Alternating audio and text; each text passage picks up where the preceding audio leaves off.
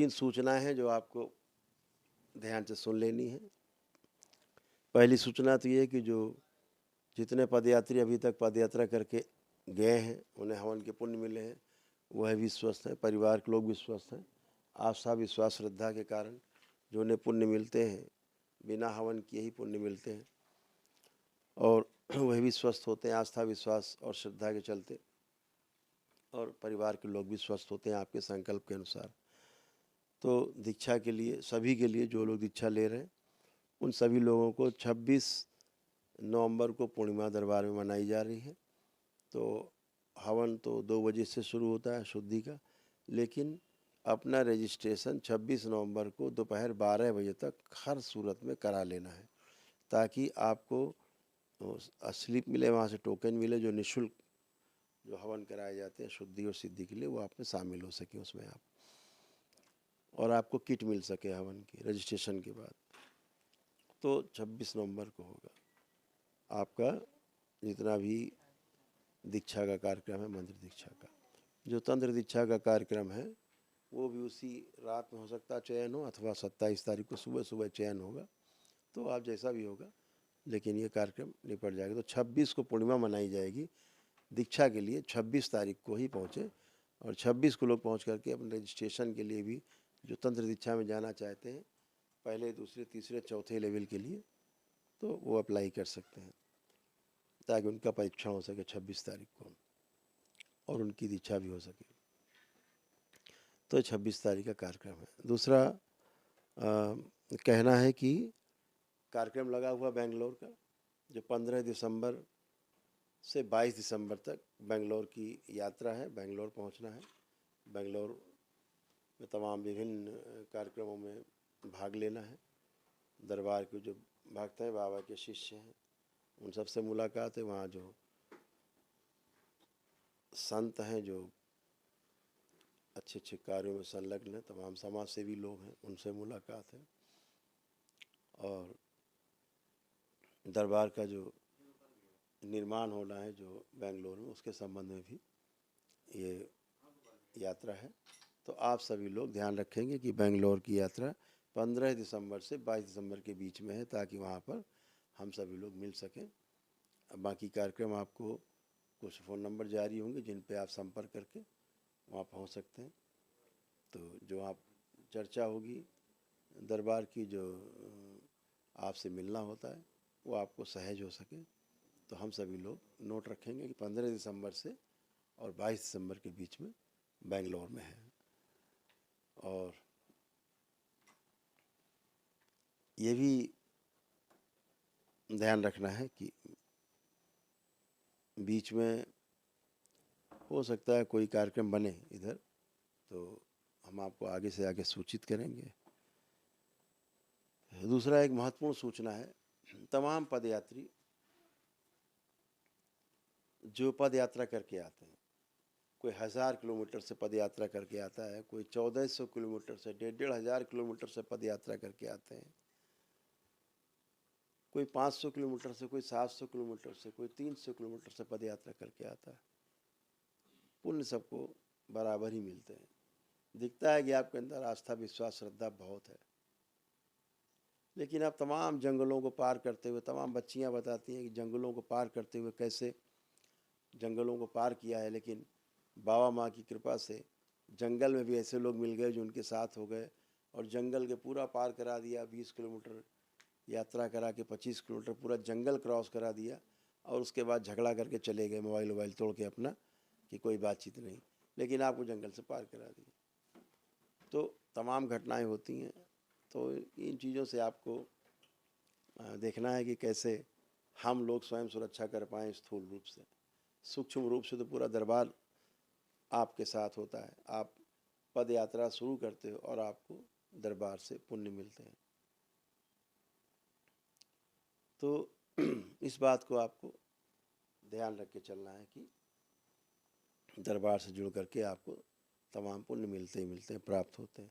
तो आज हम ये चाहते हैं कि इसको निश्चित कर दें, ताकि आपकी पद यात्रा में समान दूरी तय करके आपको दरबार पहुँचे, भगवान भोलेनाथ और माता की कृपा आप पर बरसे और आपको एक दिवसीय अनुष्ठान के पुण्य अथवा 9 हवन और एक जो एक आरोग्य हवन का पुण्य आपको मिले और आपका परिवार स्वस्थ हो। इस बात को थोड़ा डिफाइन करके चलते हैं। बहुत खुशी का विषय है, बहुत हर्ष का विषय है कि रामलला का मंदिर भी बन के तैयार है। हमारे गौरव का प्रतीक जो राम मंदिर है, जिसकी लड़ाइयाँ लड़ी हम सब लोगों ने बचपन से, आप सब लोगों ने बचपन से लेकर अब तक बहुत लड़ाइयाँ लड़ी। बाद में माननीय उच्चतम न्यायालय के द्वारा जो निर्णय दिया गया, वह निर्णय सत्य का प्रतीक है, सबसे बड़ा सत्य की जीत है। तो उस निर्णय को हम सभी लोगों ने स्वीकारा, हमारे समाज के सभी लोगों ने स्वीकारा, सभी मजहब के लोगों ने, पंथ संप्रदाय के लोगों ने भी उस निर्णय को सराहा। उसके तहत आज हमारे साधु संतों ने हमारे बहुत संघर्ष किए। अयोध्या के हमारे साधु संतों के साथ साथ पूरे देश के साधु संतों ने, ऋषियों ने, सब लोगों ने संघर्ष किए और उसका फल परिणाम सामने आया कि हमारे आराध्य हमारे भगवान श्री राम परिवार सहित टेंट से निकल करके और अब वाकई में अपने स्थान पर विराजने जा रहे हैं जहाँ पर उनका स्थान होना चाहिए था। तो ये बहुत सबको बधाइयाँ, अग्रिम बधाइयाँ। वो कार्यक्रम भी अभी होने जा रहा है दिसंबर माह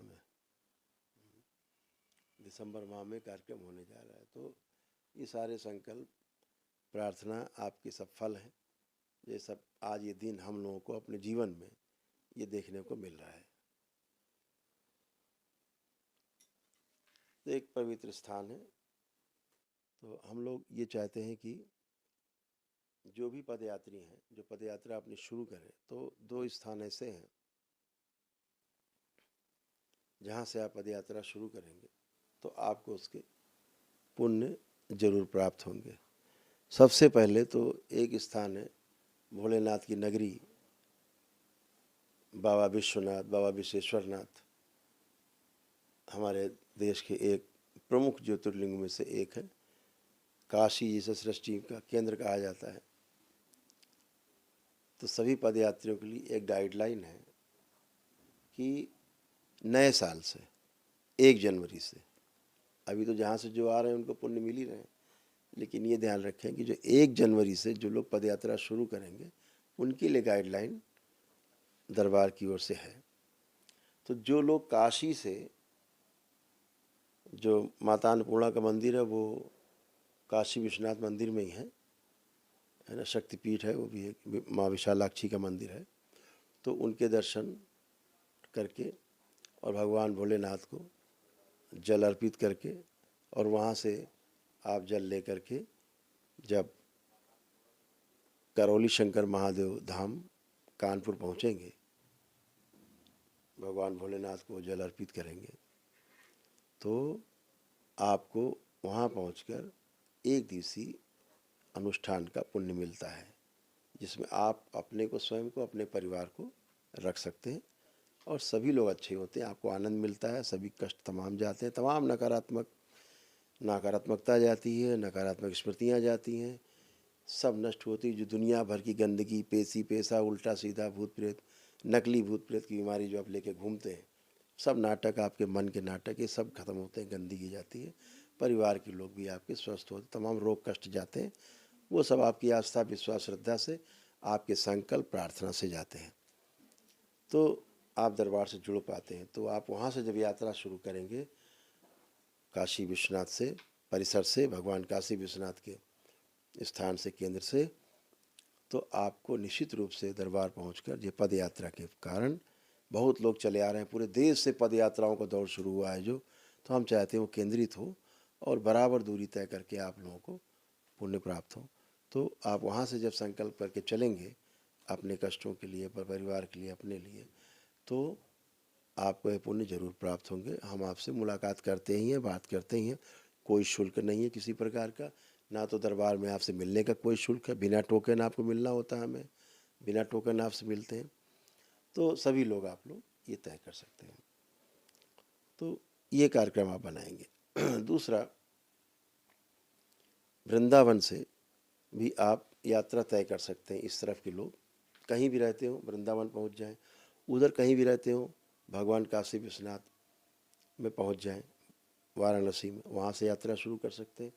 इस तरफ के लोग जो हैं इधर वृंदावन में, श्री वृंदावन में पहुंच करके बिहारी जी के दर्शन करें। उसके पश्चात जो गोपीश्वर महादेव का मंदिर है वहीं पर श्री गोपीश्वर महादेव प्राचीन मंदिर है बहुत, तो वहाँ पर भगवान भोलेनाथ को जल अर्पित करके दर्शन करके और वहाँ से अपनी पदयात्रा शुरू कर सकते हैं। जो करौली शंकर महादेव तक की पदयात्रा है, इस बीच में कोई जंगल नहीं है। भगवान काशी विश्वनाथ से कानपुर तक और वृंदावन से, श्री वृंदावन से भी गोपेश्वर महादेव से कानपुर तक बीच में कोई जंगल आदि इस प्रकार के खतरनाक क्षेत्र नहीं जहाँ आपको किसी प्रकार की असुविधा का सामना करना पड़े। ये 2 स्थान तय कर दिए गए ताकि आपको एक दिवसीय अनुष्ठान का पुण्य मिल सके। आप सक्षम नहीं है किसी प्रकार से तो अपनी आस्था विश्वास श्रद्धा से भी कर सकते हैं। बहुत लोग दरबार की तमाम प्रक्रिया कर लेते हैं, उसके बाद उनके मन में होता है कि हम पद यात्रा करें, तो इन 2 स्थानों से आप कर सकते हैं। बहुत लोग, कोई हरिद्वार से करके यात्रा आ रहा है तो 550-600 किलोमीटर चल के आ रहा है, कोई भगवान महाकाल से आ रहा है तो यात्रा शुरू कर रहा है। तो आपके मन में श्रद्धा है तो भगवान महाकाल के दर्शन आप करिए, जाके आपकी श्रद्धा है आप हरिद्वार जाइए, गंगा स्नान करिए, उसके बाद आप पहुँचिए वृंदावन या काशी विश्वनाथ, जहाँ से भी आपकी यात्रा करने का मन हो, आप दोनों स्थान से दरबार के लिए यात्रा कर सकते हैं, क्योंकि आपको हवन के पुण्य मिलते ही हैं और आप स्वस्थ होते ही, पता ही आपको, आपकी आस्था विश्वास श्रद्धा के अनुसार ऐसा होता है। तो इन दोनों स्थानों से आप यात्रा करेंगे। 1 जनवरी 2024 से पद यात्रा का जो नया जो पद यात्रा का जो रास्ता है वो यही है पहुंचने का। और यदि आप अयोध्या जी से चलते हैं रामलला के दर्शन करके, और आपको केवल अकेले ही आपके अपने कष्ट हैं स्वयं के, केवल अपने को अकेले ही रखना है टीने गुर्जा पथ में, परिवार को शामिल नहीं करना है, तो आप वहाँ पहुँच करके भगवान रामलला के दर्शन करके और वहाँ से आप पद यात्रा शुरू करते हैं दरबार तक के लिए, तो आपको 9 हवन के पुण्य और एक आरोग्य हवन का पुण्य आपको मिलता है, जिससे कि आप स्वस्थ होते हैं, आपकी पितृमुक्त होती है और स्वस्थ होते हैं।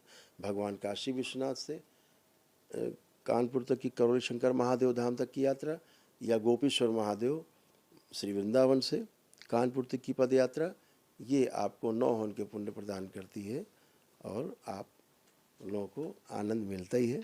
तो इस रास्ते में दरबार कोशिश करेगा कि जगह जगह आपको असुविधा का सामना न करना पड़ेगा, इसलिए कई जगह सेंटर बनाएंगे जहाँ रास्ते में आपको रुक रुक करके आना और आपकी सुविधा का ध्यान रखा जा सके। अभी आप और बच्चे तमाम चल के फिर के आते हैं रास्ते में, तमाम लोग आपका स्वागत करते हैं, जगह जगह लोग वीडियो भेजते हैं कि लोग स्वागत कर रहे हैं। अभी तमाम जगह से वीडियो आ रहे हैं कि रास्ते में लोग रोक करके आपका स्वागत करते हैं, आपके भोजन का रहने का प्रबंध करते हैं। रास्ते में कई दिन लग जाते हैं आपको यात्रा में। तो ये 3 स्थान अभी तक जो है चिन्हित किए गए हैं, इन 3 स्थानों से आप पद यात्रा कर सकेंगे केंद्रित होकर के। इसके पहले आप जहाँ से चाहें वहाँ से दर्शन करते हुए अपना साधनों के द्वारा इन 3 केंद्र पर अपने अनुसार पहुँच सकते हैं। इस बात को मैंने कहा कि आपको केंद्रित कर दिया जाए ताकि आपको कोई कष्ट और संकट ज़्यादा ना उठाना पड़े, क्योंकि लंबी दूरी करके आप यात्रा करके आते हैं पद यात्रा बच्चों के साथ। तो 3 केंद्र भी आपके लिए ये 1 जनवरी से खोले। जो यात्रा कर रहे हैं, जहाँ से भी आ रहे हैं, उनका स्वागत है, लेकिन 1 जनवरी से जो लोग यात्रा शुरू करेंगे तो वो लोग इसी प्रकार से करेंगे जैसा कि मैंने बताया है। दूसरा, बहुत जल्दी ही जो काशी विश्वनाथ में जो सम्मेलन है जनवरी में 25, 26, 27 जनवरी का सम्मेलन है, महासम्मेलन है दरबार में कि बाबा के भक्तों का, शिष्यों का, दीक्षित लोगों का। वो पूर्णिमा जो 25, 26, 27 में 26 जनवरी को जो वहाँ पे 25, 26, 27 3 दिन का कार्यक्रम होगा, उस पूर्णिमा पड़ रही है उसमें, तो वहाँ दीक्षा का कार्यक्रम भी होगा। और जो लोग सम्मेलन होगा ध्यान साधना में, जो हम लोग भाग लेंगे, एक साथ मिलेंगे, मिलन होगा भक्तों का, शिष्यों का। वो कार्यक्रम 25, 26, 27 जनवरी को भगवान काशी विश्वनाथ के दरबार में हम लोग हाजिरी लगाएंगे और वहीं पर अपना कार्यक्रम संपन्न करेंगे। और वहीं पर जो आपके कई चीज़ें हैं जो लॉन्च होंगी नई नई, वो आपको वहीं से सूचना दी जाएगी, जो आप सभी के लिए, पूरे समाज के लिए एक कार्यक्रम दरबार बना रहा है, जिसमें नशा मुक्ति कैसे की जाए। दरबार के जो भक्त हैं या नए लोग हैं, कैसे जो लोग नशे से परेशान हैं, नाना प्रकार के नशा से परेशान हैं और अपने शरीर को नष्ट कर रहे हैं, तो उनको कैसे मुक्ति दी जाए, उसके बारे में कार्य योजना आपके सामने रखी जाएगी। और जो लोग ज़मीन को, भूमि को, इस पृथ्वी को दूषित कर रहे हैं, तमाम प्रकार की वस्तुएं डाल करके, उसमें गंदी वस्तुएं डाल करके और खेती करते हैं, फिर वही गंदगी हम लोग खा करके अपने पेटों में ले जाते हैं, रोग नए नए पैदा करते हैं शरीरों में। तो कैसे बचाया जाए, कैसे प्राकृतिक कृषि को बढ़ावा दिया जाए, कैसे हम उस खेती को करें जो हमारे लिए लाभकारी है, शुभकारी है और स्वास्थ्यकारी है। ऐसा एक बड़ा कार्यक्रम बनाएंगे और भगवान काशी विश्वनाथ के दरबार से इस कार्य योजना को बृहद रूप में प्रस्तुत किया जाएगा। जो हम लोग, सभी लोग जिस प्रकार की खेतियां कर रहे हैं, वो सब कैसे कर रहे हैं, साथी मिल के कर रहे हैं हमारे, जिनको कई लोगों को भारत सरकार ने भी उन्हें पद्म भूषण वगैरह विभूषण को प्राप्त किया। दरबार के ओर से सभी लोग जो सक्रिय रहे इस प्रकार के कार्यक्रम में, प्राकृतिक कृषि में, तो वो लोग भी काफ़ी सम्मानित किए गए और भारत सरकार ने भी उन्हें भी पद्म विभूषण वगैरह जो पुरस्कार वगैरह दिए हैं, प्रोत्साहित किया है। आप इस बात को पुनः से ध्यान कर लें, फिर से हम आपको रिपीट कर रहे हैं, पुनः से रिपीट कर रहे हैं कि भगवान काशी विश्वनाथ के दरबार से यात्रा करने पर और वृंदावन से श्री गोपीश्वर महादेव का जो मंदिर है वृंदावन में, वहाँ से यात्रा करने पर, यात्रा शुरू करने के पहले वहाँ से पहले बिहारी जी के दर्शन करना है, उसके बाद फिर गोपेश्वर महादेव में जल चढ़ा करके यात्रा शुरू करनी है। ऐसे ही काशी विश्वनाथ से विशालाक्षी माता के दर्शन करना है और उसके बाद भगवान काशी विश्वनाथ को जल अर्पित करते हुए और फिर आपको यात्रा शुरू करनी है। यहाँ दोनों जगह से यात्रा शुरू करने पर एक दिवसीय अनुष्ठान का पुण्य, एक दिवसीय हवन का पुण्य मिलता है दरबार आकर, और एक दिवसीय महाहवन के भी पुण्य मिलते हैं। आवश्यकता पड़ती है तो उनके हवन भी अलग से निःशुल्क कराए जाते हैं। सब निःशुल्क है, ये पूरी तरह निःशुल्क है, मिलने का भी कोई शुल्क नहीं है, वहाँ पूरी तरह से निःशुल्क है, कोई टोकन नहीं है, पहुँचने पर भी कोई शुल्क नहीं है, रहने खाने का इंतजाम रहता है। अगर हमारी आपसे 2 दिन 4 दिन मुलाकात नहीं भी है, आप पहुँचते हैं, आपको रहने का इंतजाम है दरबार में, सब भंडारा चलता है, खाने पीने का इंतजाम है, तो कोई किसी प्रकार का कोई वहाँ कष्ट नहीं। आपको पता ही, आप पहुँचते हैं वहाँ तुरंत स्वस्थ हो जाते हैं, कोई कष्ट बचते नहीं है, ना आपके शरीर के बचते हैं ना परिवार के बचते हैं। तो इस जगह से एक दिवसीय अनुष्ठान का पुण्य मिलेगा। लेकिन जो अयोध्या जी से भगवान रामलला के दर्शन करके चलेंगे, दरबार आएंगे जो लोग, यहाँ तो परिवार को जोड़ के आप चल सकते हैं, भगवान काशी विश्वनाथ से पद यात्रा करके आने वाले लोग, और गोपीश्वर महादेव जो वृंदावन में है, श्री वृंदावन में, वहाँ से पद यात्रा करके आने वाले लोग अपने परिवार को अपने संकल्प में, अपने DNA ऊर्जा पथ में संकल्प में शामिल कर सकते हैं। तो सभी लोग संकल्प करके स्वस्थ होते हैं। लेकिन यदि स्वयं अपने अकेले कोई कष्ट है कोई, उसके लिए आप भगवान रामलला के दर्शन करके श्री अयोध्या जी से करोल शंकर महादेव धाम तक की पद यात्रा करते हैं, तो आपको पुण्य 9 हवन के पुण्य और 1 आरोग्य वृद्धि ऊर्जा हवन का पुण्य प्राप्त होता है और आपको आनंद मिलता है, आराम मिलता है, और अपनी आस्था विश्वास श्रद्धा के अनुसार आप आनंद में होते हैं और स्वस्थ होते हैं, नकारात्मक स्मृतियाँ नष्ट होती हैं। ऐसा कार्यक्रम है, तो इसको इसी अनुसार ग्रहण करें। आज आप लोगों से बहुत बातचीत हुई, आप लोगों ने अच्छे से संकल्प किया है। आपके और आपके परिवार को बहुत बहुत शुभकामनाएं। आज जो आप लोगों ने संकल्प किए उसके लिए भगवान भोलेनाथ की ओर से, माता कामाख्या की ओर से, परम पूजनीय बाबा जी और गुरु माता जी की ओर से आप सभी को बहुत बहुत प्रेम, उनकी ओर से बहुत बहुत आशीर्वाद। आप सभी का परिवार और आप सभी स्वस्थ रहें, सुखी रहें और समृद्ध रहें। शनिवार को संकल्प में पुनः मिलते हैं। जय जय राधा रमण।